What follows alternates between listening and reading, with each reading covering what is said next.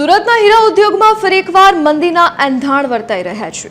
વૈશ્વિક બજારોમાં નેચરલ હીરાની માંગ ઘટવા અને લેબગ્રોન ડાયમંડનું ચલણ વધારવાના કારણે નાની સાઇઝના રફ હીરાના ભાવમાં છેલ્લા એક સપ્તાહમાં અચાનક 10% જેટલો તોતિંગ ઘટાડો નોંધાયો છે।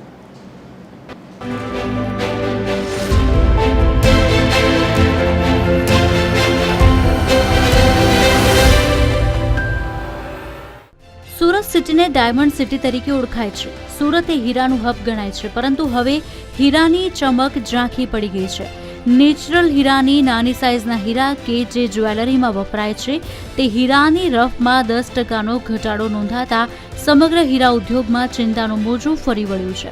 ખાસ કરીને એવા ઉદ્યોગકારો માટે જેમણે ઊંચા ભાવે રફની ખરીદી કરી હતી અને હવે તૈયાર હીરાના ઓછા ભાવ મળી રહ્યા છે।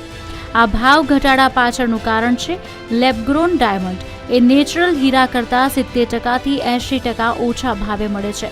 ગ્રાહકો હવે વધુ વ્યાજબી ભાવે મળતી લેબગ્રોન ડાયમંડ જ્વેલરી તરફ વળી રહ્યા છે, જેના કારણે નેચરલ ડાયમંડની માંગ ઘટી છે। આજે રિયલ ડાયમંડમાં અને ભાવ તોડીને જે માંગવામાં આવે છે વેપારીઓ પાસે, તો એ કઈ રીતે પરવડે? તો એના પણ એની સીધી જ અસર નાના જે જમીન ઉપર જોડાયેલા રત્ન કલાકારો છે એની ઉપર થવાની છે અને બેરોજગારીનો દર વધવાની શક્યતા છે। માટે આ માર્કેટને સુધારવા માટે સરકારે કોઈ એવી પોલિસી બનાવે કે રિયલ ડાયમંડ અને લેબગ્રોન ડાયમંડનું માર્કેટ જો અલગ અલગ કરવામાં આવે તો આનાથી આપણે બહાર નીકળી શકીશું। સુરતની અનેક મોટી ફેક્ટરીઓ પણ હવે નેચરલ અને લેબગ્રોન બંને ડાયમંડ પર કામ કરવા તરફ આકર્ષાઈ છે, જે નેચરલ રફ ડાયમંડના માર્કેટને અસર કરી રહી છે। તાજેતરના ડીબીએસ જેવી મોટી માઇનિંગ કંપનીઓએ પણ બજારને સ્થિર કરવાના પ્રયાસ રૂપે રફ હીરાના ભાવમાં 10થી 15% સુધીનો ઘટાડો કર્યો હતો। નાની સાઇઝના હીરા પર કામ કરતા કારીગરોની કામગીરી પર પણ આ ભાવ ઘટાડાની સીધી અસર પડવાની શક્યતા છે।